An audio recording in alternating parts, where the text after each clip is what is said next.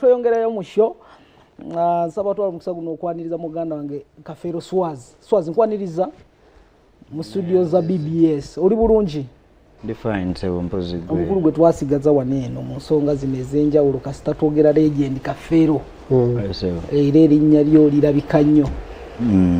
Okusookera ddala mu wiiki ewedde waliwo ebyalabikako nti waliwo abaana abamu abamanyikiddwa nti ab'omugenzi Paulo Kafeero bakyalako ku ofiisi ya Honorable Balamu. Bwe bakyala ku ofiisi ya Honorable Balamu, Balamu mu bigambo bye n'agamba nti ekivulu ky'omukulu ono kiyimirizibwe, kyeyala ateekateeka okulaba nti azimbira omugenzi. At the same time n'abaana ne batangaza ensonga zaabwe lwaki bagenze w'omukulu Balamu. Sinakindi ne batangaza nti bagenda kukola DNA endala. Lazia nga sinayita mukulu ono Swazi nga tanatuwa reaction ye. Nsaba emboozi eyo tugizannye nga ne Swazi agyerabirako, then tukole submission nga tufunye establishment ennungi. Government andale twabikola DNA Teka. So bajja kubakolako, government ejja kubayambako okulaba nti bonna bajja kondaga butonde bakole sample tutamininga ekyo kintu kiveewo kubanga Paulo yali muyimbi wa ggwanga. So nyimiriza abategeka fundraising za Paulo Kafeero okuyamba Paulo Kafeero zonna ziyimirire. Nsabye director wa CID okuinvestigatinga abatunze ebintu bya Kafeero ng'abaana bonna tebakkirizganyiza kyombayimiriza. Ate nsabye director wa CID ateeka okunoonyereza. Ekyokubiri nsabye abakyala bonna mu Uganda abagamba nti balina abaana ba Paulo Kafeero babaleete era nonze contact abeeresenga mwanyina wa Paulo Kafeero. Amanya ge bamuyitani Nantongo Sara abeere contact w'abaana bonna bali yesaringe akwatagane ne director wa CID ne forensic okulaba nti batula mu lukiiko bajjeko ndaga butonda abaana bonna. So leero tumaze emyaka gibadde mu 18 nga tutambulira ensonga zino olw'okuba nti babadde baatuboola baatubuzaabuza olw'okuba ffe twali bato ne bezza ebintu. Era tulabikiddeko mu ofiisi ya Minisita Balamu nga tuzze funa bwenkanya era Katonda amutuwangaalize kuba tufunye tetubadde twagala. Tugenda kukola DNA ku taata waffe era baganda bange mwenna gye muli ng'oli mutabani wa Kafeero nga yakuzaala mujje tukole DNA ne bamaama mwenna ng'olina omwana wa taata jangu tukole DNA tufune obwenkanya mwenna abadde beekweka mujje. Nze nzize nkubwa n'akakubwa Swazi emirundi egiwera n'esatu ne Nagawa nga bansanga mu kyalo ne bankuba mbunve ewaabwe. Naye ng'omwami atugula atumalawo yeeyita Ssaalongo Muzza bwe yeeyita ye bw'avaayo agamba mbu mukwano gwa taata mbu. Era ye mwami omu Swazi gwe yakozesa n'omulenzi gwe bayita Paulo ne bantuukirira ne baŋŋamba wandibadde okkiriza ku ttaka ba Swazi lye bagabana ne bakuwaako akapoloti kubanga olina abaana ofune wooteeka abaana. Ne mbagamba nedda bwe baba bannange babagobye nange tebampa. Lwaki baba bampa nga beekwese era bampanga ani nga siri mwana wa Kafeero? Omukulu waffe Simon Peter Swazi ne Nagawa wamu ne Dube bazze batunda ebintu bino. Then ensonga y'ekivvulu bazze bakola ekivvulu enkoko njeru mu linnya lya taata nti batuyamba baddaabiriza n'amaka ga muzeeyi n'endowooza mwagalabye nti gakola ki gabula na kugwa geeyawuddemu. So tukirabye nga ekivvulu kino tetukifunamu ne muzeeyi takifunamu. Gwe bakolera ekivvulu yayimba ennyimba tebamulabirira tebalabirira kijja ki.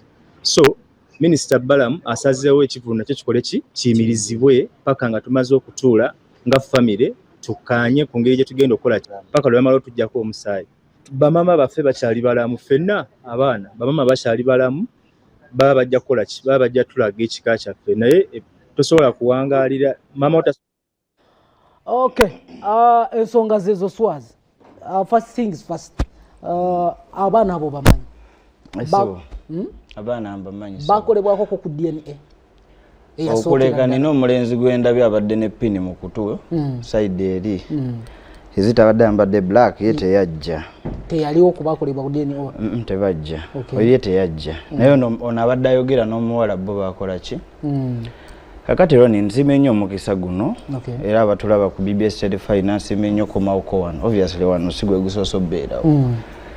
naye ensonga ezo leo ne zimalamu amaanyi ozitunuulira n'owulira nga ninnaku ekkwata.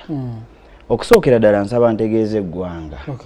Katusookere ku kintu ky'abaana then tudde ku kirala.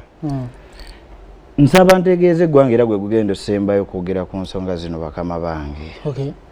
Nze ne baganda bange tetwegaananga ku bannaffe. Teri byabeegaana bannange. Waliwo ebintu bye batagamba mu honorable minister oyo nze kye kisinga okunnuma. Ate ng'oluusi n'abaana abo bambi bato bange mbasaasira oluusi, I sympathize with them. Kubanga lwe nze muzeeyi wange baba yatuvaako nga nina emyaka 14 kati osuubira ono Stella ali wakati yalina emeka. Okitegeera?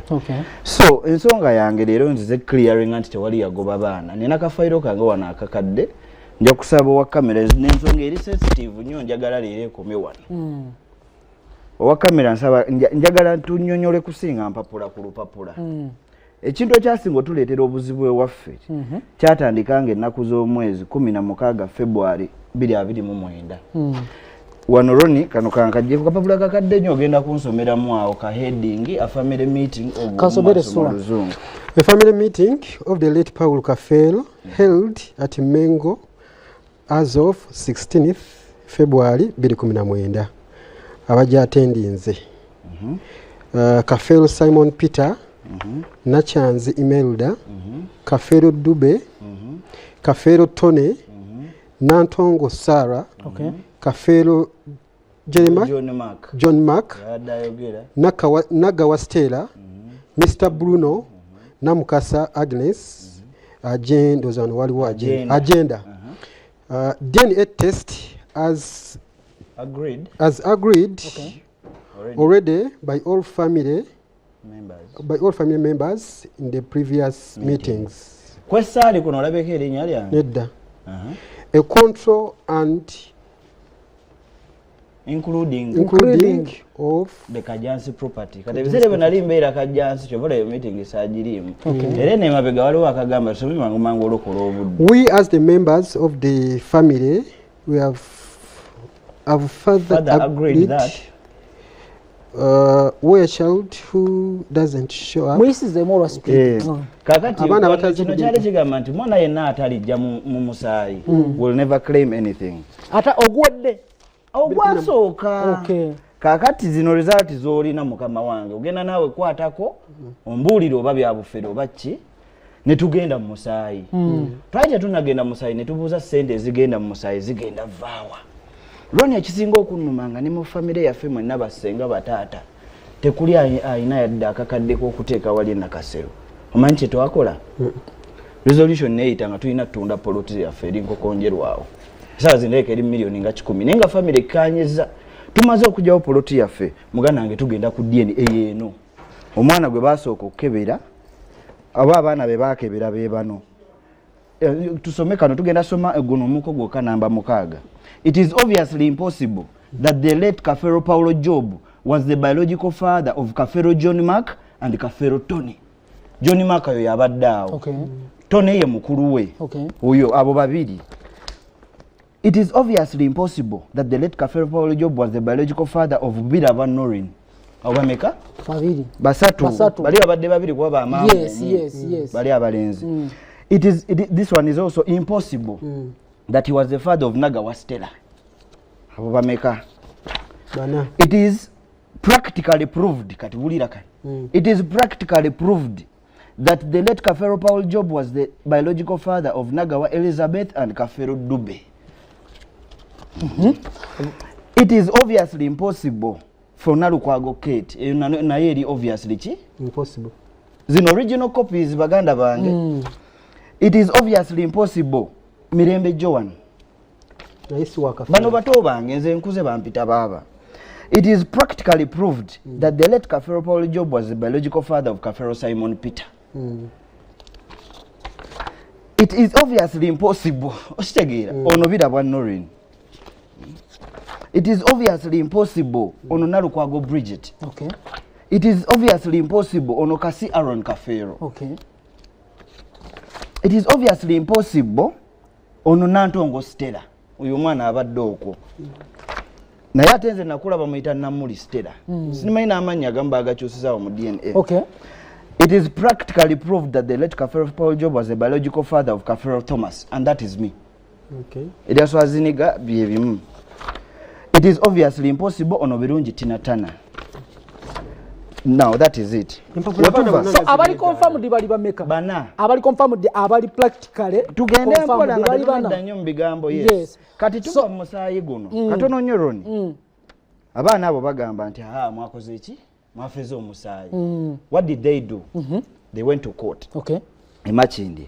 Ogenda kunsomera guno omusango yino judgment. Court order yino.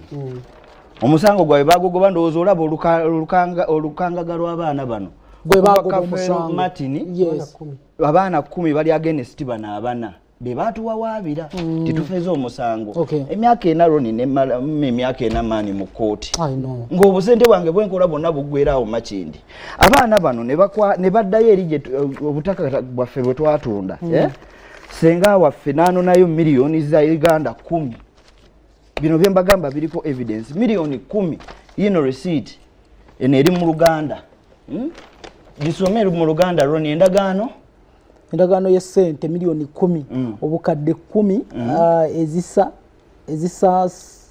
ezisasuddwa omwami Nsubuga ku poloti y'enkoko njeru ku nsonga ya DNA olwo eryokubiri okitegedde batugambye tuddeyo mu DNA eyokubiri senga waffe yakwata abaana ne babatuwawaabira mu kooti. So that is where the problem comes. Baganda bange ng'ensi endaba misana ttuku mulekerawo okugamba abaana abo nti twabakola kitwabeegaana bibino omusaayi twagukebera mwenna mwajja misana. And if Roni the sina buzibu if at all they want to repeat this they should do it mukikole the right way than okuttattana amanya gaffe. Roni erinnya lyange ndikoleredde emyaka. Okay.